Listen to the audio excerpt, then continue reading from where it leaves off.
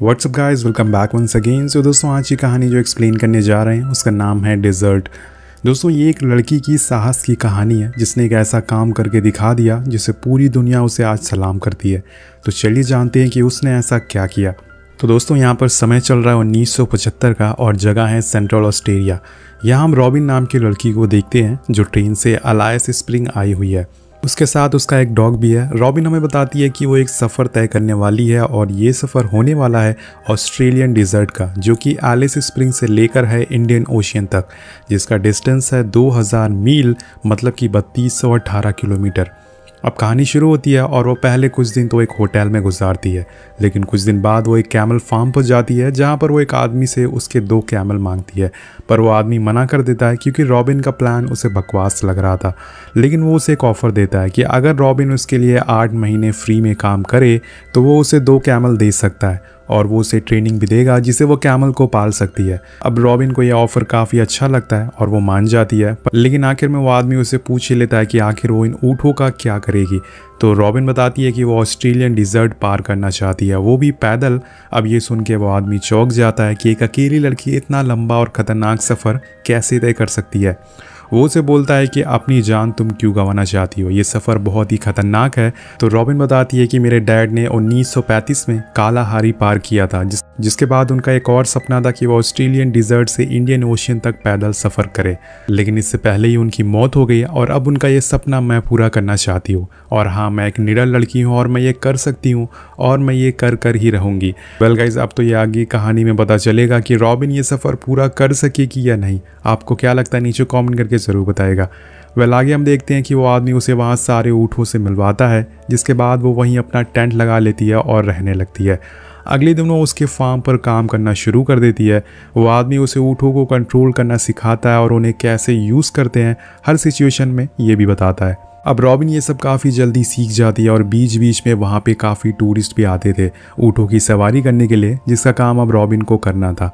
ऐसे ही करते करते दिन करीब आने लगते हैं और एक दिन वो आदमी उससे बोलता है कि तुम अपने जूते उतार कर रहा करो, अपने पैरों को तैयार करो रेगिस्तान पर चलने के लिए, तब जाकर तुम इतने लंबे सफ़र को तय कर सकोगी। वेल गाइज, आखिरकार रॉबिन को अब यहाँ पर काम करते करते पूरे 8 महीने हो जाते हैं, जिसके बाद रॉबिन उसके पास जाती है और उससे अपनी डील के बारे में बात करती है, लेकिन वो आदमी उसे धोखा दे देता है और उसे वहाँ से डांट के भगा देता है। रॉबिन गुस्से में वहाँ से अपना सामान वगैरह लेके सदर्न एरिया की तरफ चली जाती है, जहाँ उसे एक टूटा हुआ घर दिखता है। वो अपने डॉग के साथ वहीं रुकने का फैसला करती है। अब थोड़ी दूर पर उसे एक और फार्म दिखता है।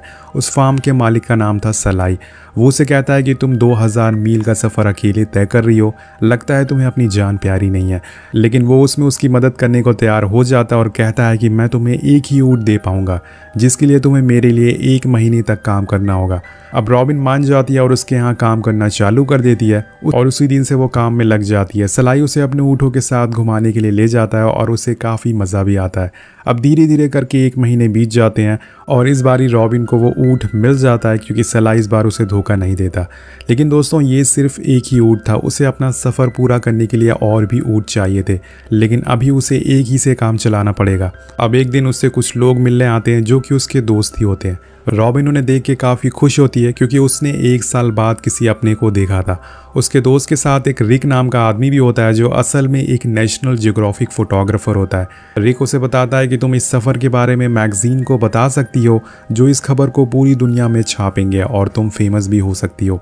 अब रॉबिन की एक दोस्त उसे बताती है कि तुम्हें इतना लंबा सफ़र तय करने की क्या ज़रूरत है, तुम छोटा सा एक डेस्टिनेशन तय कर सकती हो और उसे पूरा कर सकती हो। लेकिन रॉबिन मना कर देती है क्योंकि ये सफ़र उसके लिए नहीं बल्कि उसके पापा के लिए है। इसके बाद वो लोग काफ़ी बातें करते हैं, लेकिन वो सब बातें अब रॉबिन को पसंद नहीं आ रही थी क्योंकि उसे लग रहा था कि ये लोग उसका समय बर्बाद कर रहे हैं और उसे लक्ष्य तक पहुँचने से रोक रहे हैं। इसलिए वो बाहर आ जाती है और अपने ऊँटों के साथ बातें करने लगती है। अब कुछ समय बाद उसके दोस्त वहाँ से जाने लगते हैं और रिक उसकी एक फ़ोटो क्लिक करता है और वहीं पर रख देता है। अब उसके जाने के बाद रॉबिन उस फोटो को देखती है तो उसके पीछे एक नोट मिलता है जिस पर लिखा हुआ था कि अगर तुम्हें मेरी ज़रूरत पड़े तो मुझे वाशिंगटन DC संपर्क करना, मैं तुम्हारी मदद करने ज़रूर आऊँगा। अब उन लोगों के जाने के बाद वहाँ सलाई आता है जो उसे बताता है कि जो ऊँट को वो लेके आई थी वो असल में प्रेग्नेंट है। अब ये बात पता चलने पर रॉबिन फैसला करती है कि वो आगे का सफ़र तभी तय करेगी जब ये ऊँट बच्चे को जन्म दे देगा। सीन शिफ्ट होता है और हम देखते हैं कि रॉबिन उसी फॉर्म पे वापस गई है जहाँ पे वो पहले काम करती थी। लेकिन वहाँ जाने पे उसे पता चलता है कि पहले वाला मालिक ने अपना फार्म किसी और को बेच दिया है।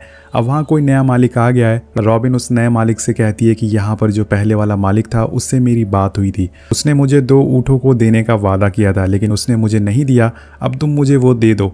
लेकिन वो मालिक मना कर देता और कहता है कि तुम्हारी जिससे बात हुई थी तुम उसी से मांगो। तभी हम देखते हैं कि यहाँ पर उस आदमी से एक ऊँट संभल नहीं रहा होता और वो अनकंट्रोलेबल हो जाता है, लेकिन रॉबिन उसे संभाल लेती है और ये देखकर वो आदमी काफ़ी खुश हो जाता है। उसके जुनून और उसकी काबिलियत को देखकर वो आदमी रॉबिन को 2 ऊँट दे देता है और जिसे पाकर रॉबिन बहुत ही खुश हो जाती है। अब रात होने पर वो रिक को एक लेटर लिखती है कि मैं चाहती हूँ तुम्हारी कंपनी नेशनल जियोग्राफिक चैनल मेरी इस ट्रिप को स्पॉन्सर करे, जिससे मुझे थोड़ी हेल्प हो जाए। वो लेटर उसके दिए हुए पते पर भेज देती है और आगे हम देखते हैं कि उसके ऊँट ने अब एक बच्चे को जन्म दे दिया है। इसी तरह से कुछ और दिन बीत जाते हैं। अब एक दिन उसके पास सलाई आता है जो उसे वॉशिंगटन से आया हुआ लेटर देता है। रॉबिन उसे देख के काफ़ी खुश होती है क्योंकि वो लोग उसकी ट्रिप को स्पॉन्सर करने को तैयार हो गए थे, लेकिन उनकी एक कंडीशन होती है। वो चाहते हैं कि रिक भी उसके साथ जाए और वो एक डॉक्यूमेंट्री बनाए, लेकिन रॉबिन को ये बात पसंद नहीं आती। वो अकेले ये सफ़र तय करना चाहती है क्योंकि अकेले ही सफ़र करने से हम अपने अंदर के इंसान को ढूंढ पाते हैं। अब कुछ दिन बाद वहाँ रॉबिन की सिस्टर आती है और उन लोगों के साथ रिक भी होता है। वो उसके लिए ट्रिप का सामान लेकर आया था जो उसके लिए मददगार होने वाला था। वहीं सलाई रॉबिन को एक बंदूक भी देता है और बोलता है कि अगर तुम्हारे पास कोई जंगली ऊँट आए तो उसे गोली मार देना बिना सोचे समझे। और फाइनली दोस्तों वो दिन आ जाता है जब रॉबिन अपनी ट्रिप के लिए निकल जाती है क्योंकि सभी ने उसकी इस सफ़र पर जाने में मदद की थी। तो अपने चारों कैमल और अपने डॉग के साथ इस तपते रेगिस्तान को पार करने जा रही थी। अब जाने से पहले रिक उसकी एक फ़ोटो क्लिक करता है मैगज़ीन के लिए। वो उससे कहता है कि मैं तुम्हें अब अगले डेस्टिनेशन पर मिलूंगा। अब फाइनली उसका सफ़र शुरू होता है और उसे इस गर्मी में पूरा डिज़र्ट पार करना होता है। अब धीरे धीरे करके उसे 29 दिन हो जाते हैं और वो पहले वाली रॉबिन नहीं रही। उसके मुंह पर दाग आ चुके हैं, वो प्यासी है। इसके बाद वो एक नेशनल पार्क पहुंचती है, लेकिन वहां के गार्ड उसे अंदर जाने से मना कर देते हैं क्योंकि वहां जानवरों को ले जाना अलाउ नहीं था, जिस वजह से वो वहीं बाहर टेंट लगा लेती है।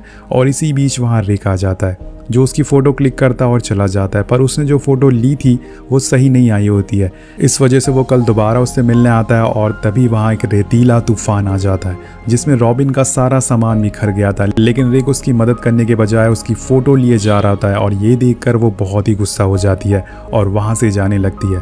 रिक को समझ आता है कि उसकी ही गलती थी, इसलिए वो उसे माफ़ी मांगता है और बोलता है कि मैं तुम्हें तस्मानिया विलेज में मिलूंगा, जो कि असल में ऑस्ट्रेलियन के ब्लैक लोगों का गाँव होता है। अब दोस्तों बीच बीच में रिक उसकी मदद करने आता था ताकि रॉबिन का हौसला बना रहे, उसकी हिम्मत ना टूटे और वो अपनी डॉक्यूमेंट्री भी बना सके। अब अगले दिन रॉबिन फिर से निकल जाती है। रास्ते में उसे हर बार की तरह कड़कती धूप का सामना करना पड़ता है, लेकिन उसके लिए ये सब आम बात हो गई थी और अब उसे पूरे 61 दिन हो जाते हैं। अब एक सुबह वो सोकर उठती है और देखती है कि उसका डॉग जिसका नाम डुकी है वो गायब है और उसके कैमल भी गायब होते हैं। वो परेशान हो जाती है, लेकिन थोड़ी देर में वो उसे मिल जाते हैं और वो उन्हें बहुत ही डांटती है और बोलती है कि मुझे छोड़कर दोबारा मत जाना, नहीं तो अच्छा नहीं होगा। इसके बाद वो उन्हें गले से लगा लेती है। अब ऐसे ही करते करते वो उस गांव पर पहुंच जाती है जो कि एक ब्लैक लोगों का होता है। ये काफ़ी ट्रेडिशनल विलेज होता है। वहाँ पर रिक अपने सीनियर के साथ पहले से ही मौजूद था, जिसके बाद वो लोग वहाँ आराम करते हैं और अगले दिन रिक वहाँ से चला जाता है, लेकिन रॉबिन उनके साथ थोड़ी देर और रुकने का फैसला करती है। वो उनके रहने के तरीक़ों को समझना चाहती थी कि आखिर ये लोग कैसे इतने कम चीज़ों में भी अपना गुजारा कर लेते हैं। वो उन लोगों से काफ़ी बातें करती है और उनके साथ ट्रेडिशनल सॉन्ग पर डांस भी करती है और अगले दिन वहाँ से निकल जाती है। अब एक दिन रॉबिन खाना खा रही होती है, लेकिन इसी बीच उसे 3 जंगली ऊँट मिलते हैं जो कि उसकी तरफ आ रहे थे और उसका डॉग ये देखकर डर जाता है और भौंकने लगता है। पहले तो रॉबिन सोचती है कि वो यहाँ से भागकर कहीं दूर चली जाए, लेकिन वो ऐसा नहीं कर सकती, इसलिए उसे मजबूरन उन तीनों ऊँटों को गोली मारनी पड़ती है, जैसे कि सलाई ने कहा था। और फिर कहानी आगे बढ़ती है।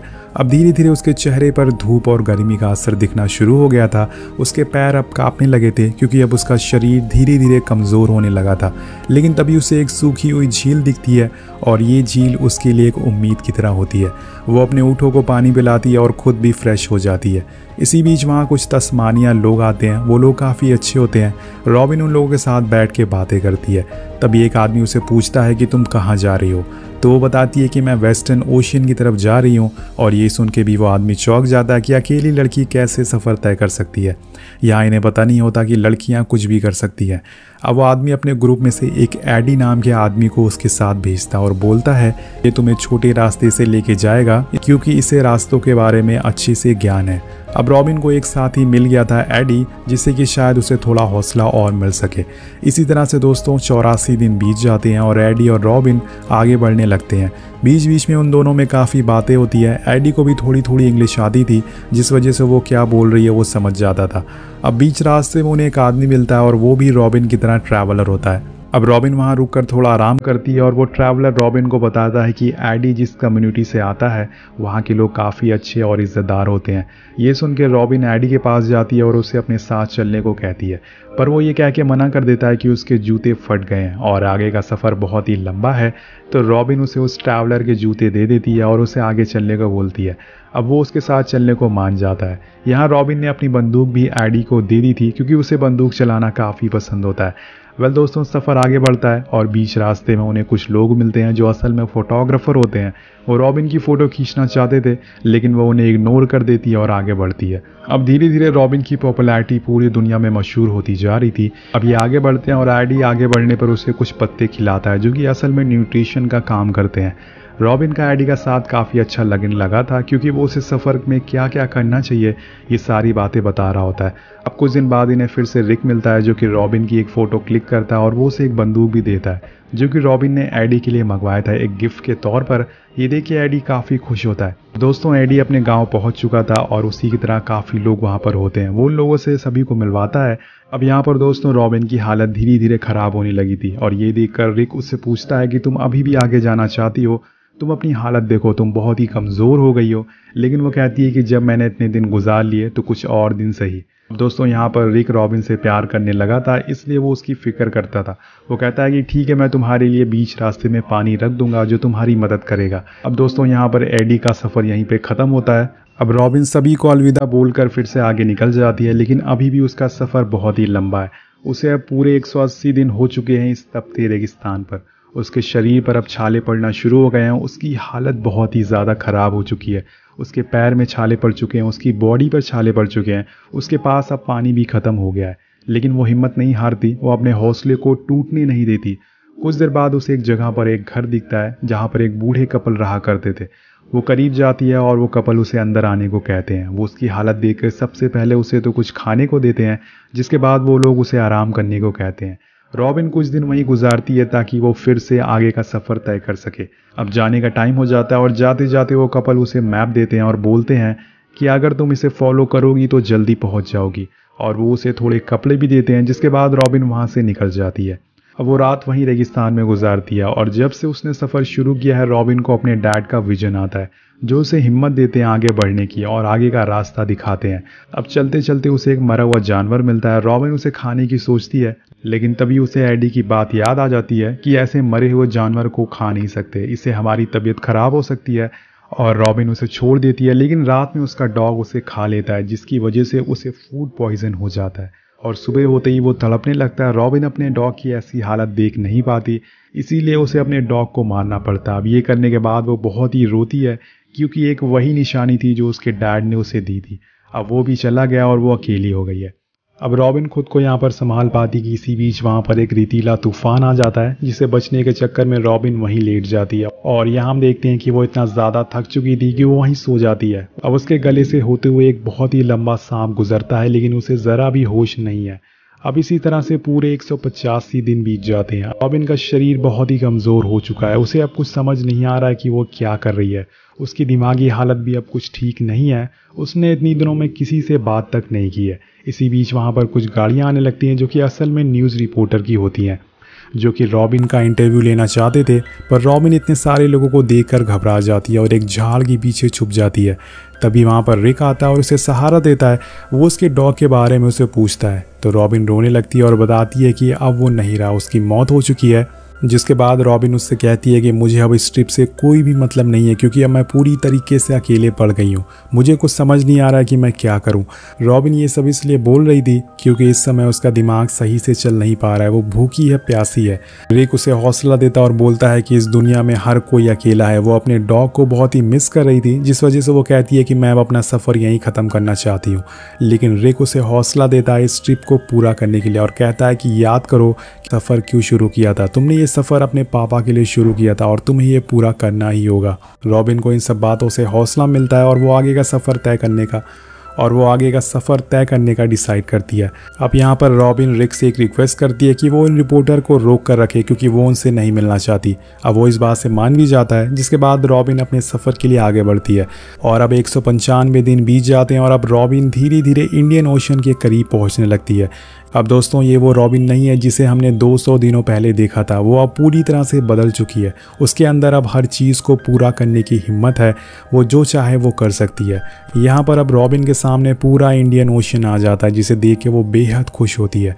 वो भागते हुए समुंदर के पास जाती है और यहीं पर हम रिक को भी देखते हैं जो उसका इंतज़ार कर रहा होता है। वो उसके गले लगती है और अपने सारे ऊँटों को लेकर समुंदर के अंदर चली जाती है। दोस्तों ये कहानी देखकर आपको APJ अब्दुल कलाम की एक बात ज़रूर याद करनी चाहिए कि सपने वो नहीं होते जो सोते हुए देखे जाते हैं, सपने वो होते हैं जो हमें सोने नहीं देते। जैसे कि रॉबिन के सपने थे, ये समुंदर और रेगिस्तान देखकर हमें पता चलता है कि ये दुनिया कितनी खूबसूरत है। मैं आपसे यही कहना चाहूँगा कि आपको भी एक बार अकेले सफ़र ज़रूर करना चाहिए, क्योंकि ये सफ़र आपके अंदर के इंसान को पहचानने में आपकी मदद करेगा कि असल में आप कौन है। इसी के साथ ये कहानी यही ख़त्म हो जाती है। ये पूरी कहानी एक सच्ची घटना पर आधारित है। कहानी के आखिर में हमें रॉबिन की कुछ असली तस्वीरें भी दिखाई जाती है कि कैसे उसने अपने और अपने डैड का सपना पूरा किया। तो दोस्तों इसी के साथ ये कहानी यही ख़त्म हो जाती है। आपको ये कहानी कैसी लगी नीचे कमेंट करके ज़रूर बताएगा। मिलते हैं आपसे अगली वीडियो में। Thank you so much watching. Peace out.